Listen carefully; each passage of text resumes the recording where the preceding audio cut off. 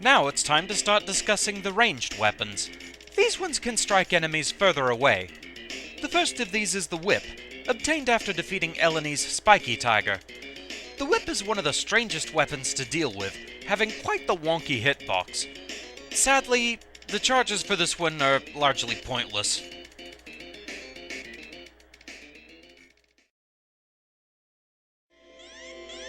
The thing about the Whip is it tries its best to be a combination of melee and ranged. And unfortunately, due to the wonky hitbox, it doesn't do that spectacular a job of either. For example, in this charge we can see just how limited the hitbox really is with that first lash not even hitting. It can be good for attacking through walls, but the thing is most of the charges don't add too terribly much to the mix. Charge 5 is the exception to the rule. Since he attacks in all four major directions, it does have decent crowd control possibilities, but most of them he just does things like a little twist or jump to make it look more powerful, and while it does add attack power, it doesn't really help all that much. For example, here we can see some of the shortcomings of the Whip. Yeah, impressive, you whipped 4 times, but in one direction. Even the level 8 charge. It looks impressive, but since all the attacks are almost on the exact same horizontal level, it doesn't really add too much.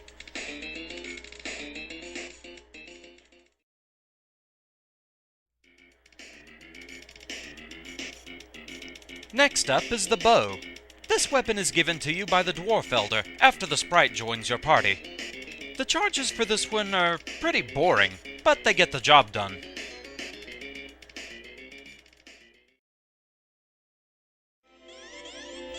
The thing about the bow charges is, for the most part, they all look pretty much identical. No matter which charge you unleash, your character's actions will look exactly the same. Just a bit of a range and power increase. Now at level 3 you do get an appreciable upgrade. Now you're able to fire 2 arrows with 1 shot. This helps a little bit with crowd control, but it goes back to all looking the same for a little bit.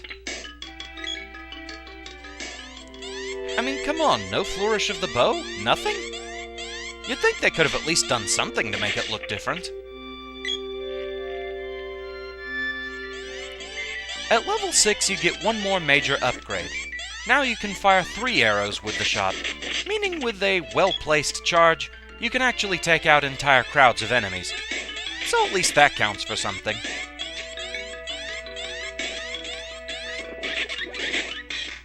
The fact that it's ranged also helps it out a bit.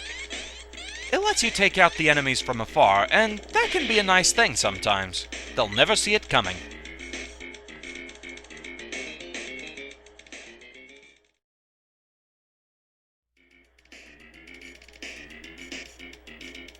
Now it's time for the Boomerang.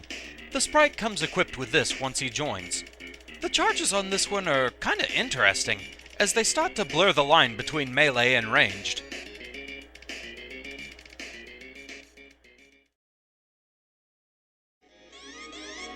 The Boomerang is one of the most useful ranged weapons due to one simple fact, and that is the fact that the Boomerang actually pierces, so even if you only throw 1, you're likely to hit a lot of enemies. Still, that doesn't stop them from upgrading it.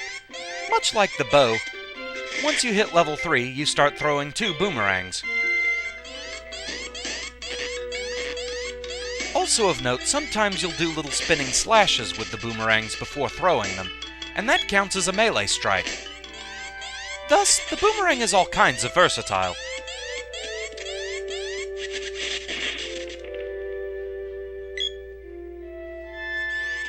At level 6, once again, it upgrades, and you throw 3 boomerangs. It's not as vital as the upgrades to the bow. However, it does still have its uses, making a longer string of attacks for the enemy to wander right into.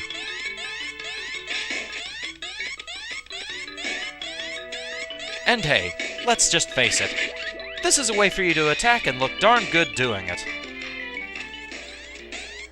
Just make sure you don't have any dogs trying to catch these frisbees.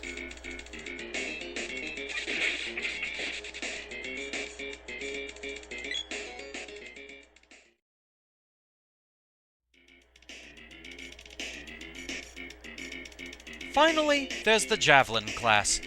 This one's obtained once you gain Undyne's magic. This one is a bit strange due to the arcing aim, thus this weapon can hit enemies in rather unique ways if you aim it right.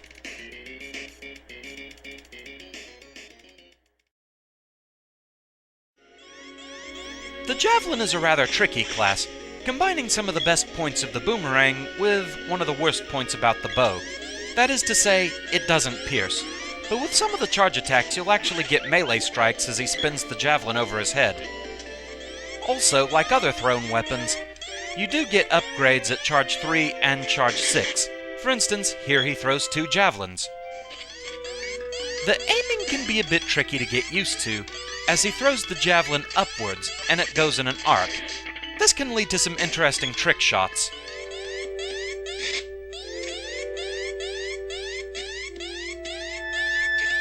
And there's one of those melee strikes I was talking about. And here at charge 6, you get to throw 3 javelins at a time. Yeah, that's what you get for trying to whack me.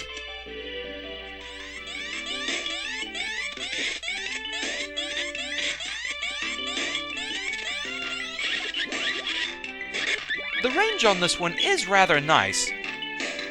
I'm actually not sure how well it compares to the bow's range, but it's certainly more interesting to use, I'll give it that.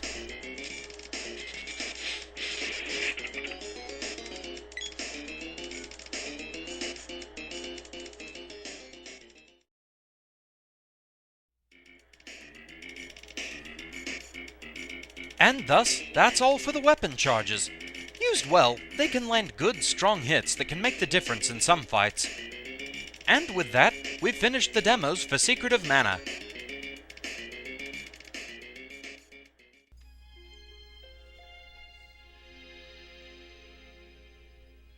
It was quite nice going through this game again.